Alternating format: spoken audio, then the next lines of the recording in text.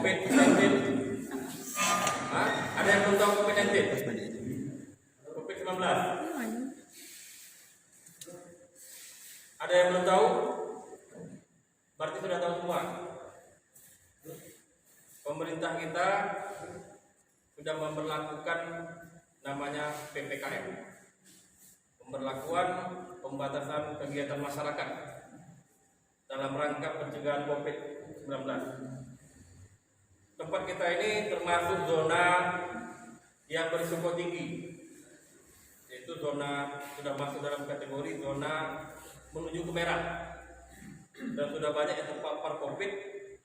Sudah banyak orang Sengapit ini yang sudah terinfeksi COVID, dan sudah 3 orang meninggal dunia. Kemudian 118 orang dinyatakan positif COVID. Itu yang positif. Belum lagi nanti ketika dilakukan tracing. Tracing ini adalah dilakukan pengecekan ke orang-orang yang terdekat dari 118 orang itu. Dan kemungkinan besar pasti akan ada yang terjangkit dengan COVID-19. Jadi baik dari warga Sengapit ataupun di luar warga Sengapit, tetapi sudah memasuki wilayah Kecamatan Sengapit, bahwa PPKM ini harus diikuti. Ya, ini yang banyak nih yang muda-muda semua nih, yang muda-muda yang tidak tahu dan yang tidak mau menerapkan protokol kesehatan. Izin ya, orang tua daripada anak-anak kita ini ya, Bapak ya, Ibu. Kita tidak mau COVID ini menjadi bencana buat kecamatan kita. Kecamatan kita ini sudah masuk dalam kategori 3 besar penyebaran COVID. Kami berusaha untuk mencegah terjadinya penularan COVID, dan kami diberikan kewenangan untuk melakukan pengendalian dan pencegahan COVID ini. Salah satunya yang menjadi tugas kami adalah melakukan penertiban bagi warga yang tidak menerapkan protokol kesehatan, yaitu tidak memakai masker, tidak menjaga jarak satu sama lain. Dan ini jaraknya ini sudah salah nih, 1,5 meter sesuai dengan aturan. Ini berapa meter nih? Berapa meter? Hah? Coba 1,5 meter digeser lagi.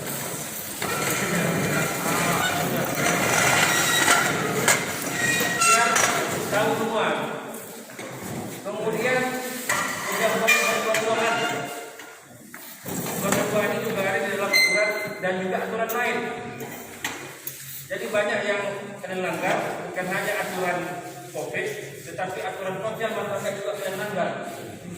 Berdoa di tempat gelap, di jembatan yang orang lalu-lalang untuk upat fasilitas umum. Apakah tidak ada merasa malu yang berduaan di jembatan itu? Kemudian berkumpul lagi di jembatan, kemudian ada yang bermain motor trek. Mungkin ada yang tahu bahwa sudah ada kejadian di depan kantor DPRD Kabupaten Siak, yang main trek itu tiba-tiba melanggar pengguna jalan lain. Tahu kan? Apa akibatnya? Yang rugi siapa? Yang rugi adalah orang lain. Kalau yang rugi kalian sendiri, ya sudah, tidak ada masalah. Tapi yang rugi itu orang lain. Nah, dan itu sudah diatur dalam aturan, tidak boleh dilakukan. Jadi harus kita punya pengetahuan dan punya etika. Etika kita apa? Kita adalah orang Melayu yang punya adat istiadat. Kita tinggal di daerah Melayu, punya adat istiadat dan sopan santun yang mengatur tatanan kehidupan kita di sini. Dan kami di sini adalah selaku pelaksana untuk melakukan pengendalian tersebut. Jadi kami minta kepada yang pada malam hari ini yang kami lakukan penertiban,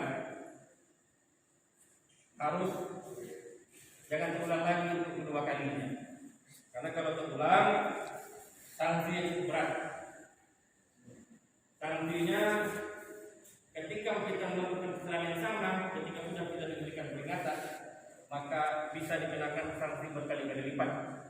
Nah, ini memang sanksi daripada COVID ini adalah denda yang tidak menerapkan protokol kesehatan, denda Rp200.000 atau kurungan penjara selama 3 hari. Ini mau dilakukan penegakan hukum, denda Rp200.000 per orang atau penjara 3 hari. Mau yang mana? Atau mau yang lain? Oke, pada malam hari ini kami berikan teguran dulu, tetapi mohon nanti disampaikan pada yang lain dan menjadi pemahaman untuk semuanya ini dan menjadi sebuah pengertian, jangan berulang lagi. Dan kami akan melakukan patroli rutin setiap malam. Jadi bagi yang ketemu lagi di jembatan, wajah-wajah yang pada malam hari ini kita lakukan penertiban, ini tidak akan bisa kami bantu lagi ya Pak ya. Ya Bu ya. Ini kita malu gitu kan. Malu kita suasana-suasana seperti ini, orang berdiam di rumah, ini anak muda keliuran. Harusnya anak muda ini sebagai generasi penerus bangsa harusnya tahu gitu kan.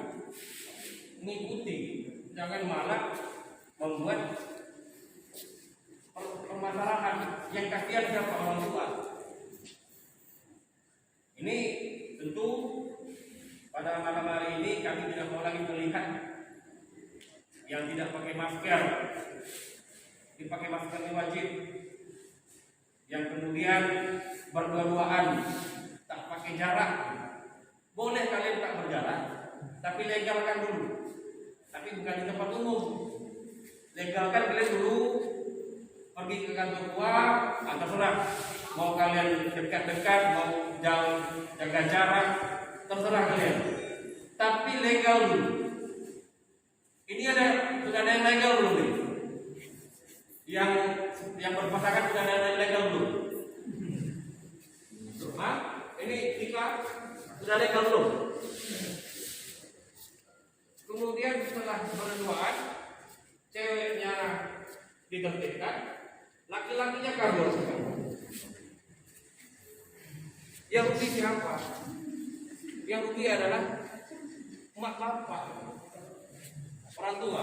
Apa tidak kasihan dengan orang tua? Sudah datang jauh-jauh dari negeri seberang, tiba-tiba di sini berduaan menyalahi protokol kesehatan. Ini adik-adik ini pesantren. Iya. Ini pesantren. Semua pandai membaca kan? Bisa membaca. Yang tidak pandai baca, angkat tangan. Bisa baca. Ini yang saya bicarakan ini bukan memandai-mandai, tapi ini aturan. Jadi tolong ketahui bersama. Jadi 2 orang ke depan baca aturan ini dan jangan sampai besok tidak menerapkan aturan. 2 orang. Siapa yang mau? Pakai masker apa? Ya pakai masker. Ya ini 1 ke depan.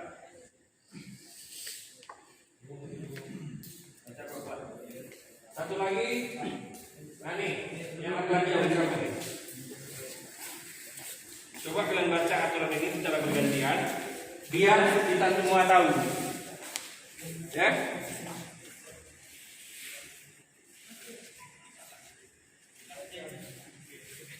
Baca judulnya, kemudian baca penjelasannya langsung ke bawah sampai habis. Berganti-gantian.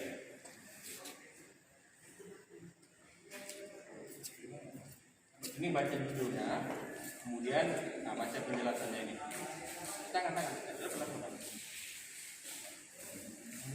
Ini penjelasannya. Memang banyak, karena ini aturan.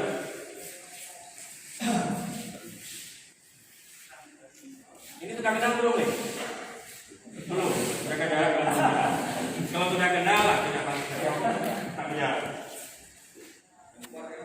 Bupati Siak, keputusan Bupati Siak nomor 318 /HK /KPTS /2021 tentang pemberlakuan pembatasan kegiatan masyarakat berbasis mikro dan mengoptimalkan penanganan coronavirus disease 2019 di tingkat kampung dan kelurahan sampai dengan tingkat rukun tetangga. Rukun warga yang berpotensi menularkan coronavirus disease 2019. Bupati Siak menimbang bahwa di penjelasannya jelas.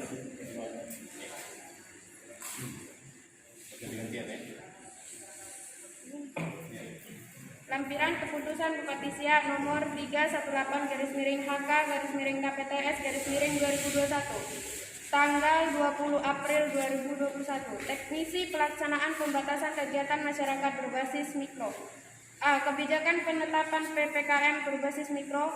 1. Kebijakan PPKM berbasis mikro dilakukan dalam bentuk pengawasan ketat terhadap protokol kesehatan dalam aktivitas yang dilakukan oleh setiap orang yang berdomisili dan atau yang berkegiatan di Kabupaten Siak. 2. Selama pelaksanaan PPKM berbasis mikro, setiap orang wajib mematuhi kebijakan pengawasan ketat protokol kesehatan dalam pengendalian penyebaran COVID-19 di Kabupaten Siak. 3. Pembatasan aktivitas kegiatan masyarakat atau orang dalam pelaksanaan PPKM berbasis mikro meliputi kapasitas dan jam operasional pada jalan protokol, fasilitas atau sarana umum, transportasi umum, rumah makan atau restoran, kafe, pusat perbelanjaan, dan rumah serta tempat yang ditentukan oleh Satgas COVID-19 Kabupaten Siak. 4. Tidak melakukan perjalanan keluar wilayah Kabupaten Siak khususnya pada libur Idul Fitri 1442 Hijriah dari tanggal 6 sampai dengan 17 Mei 2021. B. Mekanisme penetapan PPKM berbasis mikro. 1. Selama pelaksanaan PPKM berbasis mikro dilakukan pengawasan secara ketat pergerakan orang terhadap protokol kesehatan oleh Satgas COVID-19 Kabupaten Siak di tingkat wilayah yang meliputi kelurahan atau kampung, RW dan RT. 2. Satgas COVID-19 Kabupaten Siak membentuk posko penanganan COVID-19 sesuai dengan tingkat sebagai berikut. A. Tingkat kecamatan, B. Tingkat kelurahan, C. Tingkat RW, dan D. Tingkat RT. 3. Posko penanganan COVID-19 di setiap tingkatan melaksanakan A. Koordinasi terhadap hasil identifikasi testing, tracing, dan treatment pada warga di setiap rumah pada wilayahnya. B. Pengawasan secara ketat protokol kesehatan terutama terhadap pergerakan orang yang masuk dan keluar masuk wilayah RT atau RW yang ditetapkan zona merah. Dan C.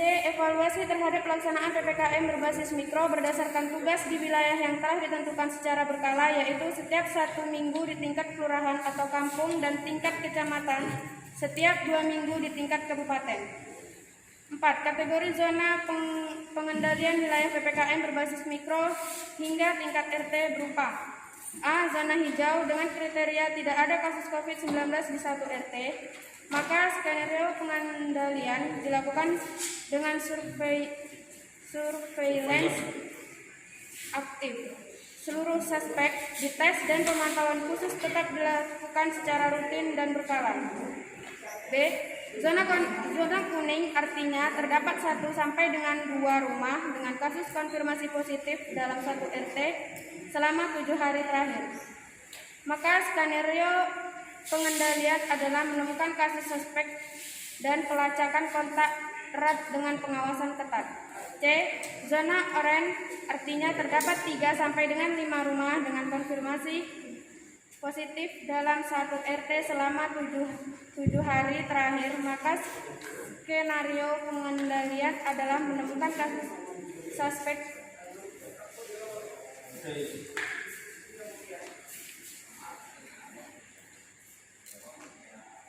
Skenario pengendalian adalah pemberlakuan PPKM tingkat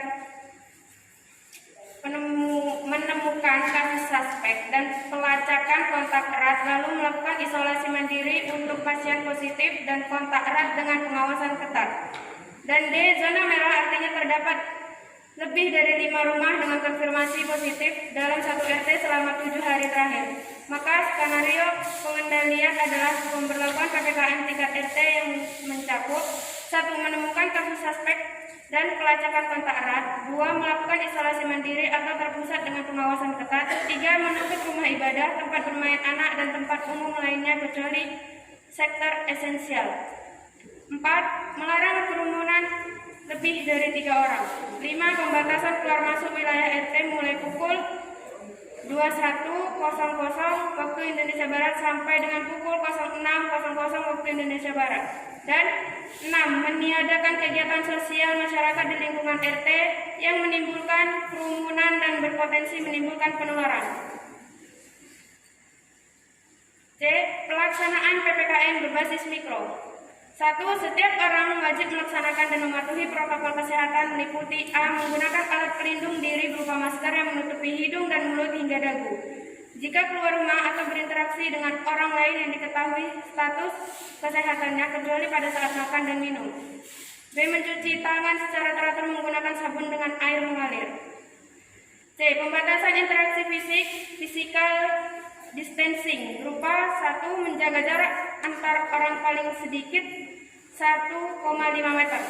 2. Tidak berbicara tanpa menggunakan masker ketika makan dan minum, dan tidak berkerumunan kegiatan berkumpulnya orang di tempat umum secara tidak teratur dan bersifat sementara dengan jumlah lebih dari 5 orang, dan meningkatkan daya tahan tubuh dengan menerapkan perilaku hidup bersih dan sehat (PHBS). 2. Setiap pelaku usaha, pasar tradisional atau pusat perbelanjaan atau tempat hiburan, pengelola, penyelenggaraan atau penanggung jawab tempat dan fasilitas umum wajib melaksanakan dan mematuhi protokol kesehatan meliputi A. Sosialisasi, edukasi, dan penggunaan berbagai media informasi untuk memberikan pengertian dan pemahaman mengenai pencegahan dan pengendalian COVID-19. B. Menyediakan sarana cuci tangan pakai sabun yang mudah diakses dengan memenuhi standar atau penyediaan cairan pembersih tangan hand sanitizer. Upaya identifikasi penapisan dan pemantauan kesehatan bagi setiap orang yang akan beraktivitas di lingkungan kerja. Upaya pengaturan jarak, pembersihan dan disinfeksi lingkungan secara berkala. Penegakan kedisiplinan pada perilaku masyarakat yang berisiko dalam penularan dan tertularnya COVID-19. Fasilitas deteksi ini dalam penanganan kasus untuk mengantisipasi penyebaran COVID-19 dan menutup sementara waktu tempat usaha atau kegiatan jika berdasarkan pemeriksaan medis terdapat kasus positif COVID-19 dan segera berkoordinasi dengan pemerintah daerah untuk dilakukan tindakan sesuai prosedur yang berlaku. Mengoptimalkan peran Satgas COVID-19 tingkat kelurahan dalam pelaksanaan PPKM berbasis mikro sampai dengan tingkat RT yang berpotensi menimbulkan penularan COVID-19 yang berpedoman pada zonasi pengendalian wilayah hingga tingkat RT dengan kriteria sebagaimana dimaksud dalam butir B.4. Bupati Siak, Alfitri.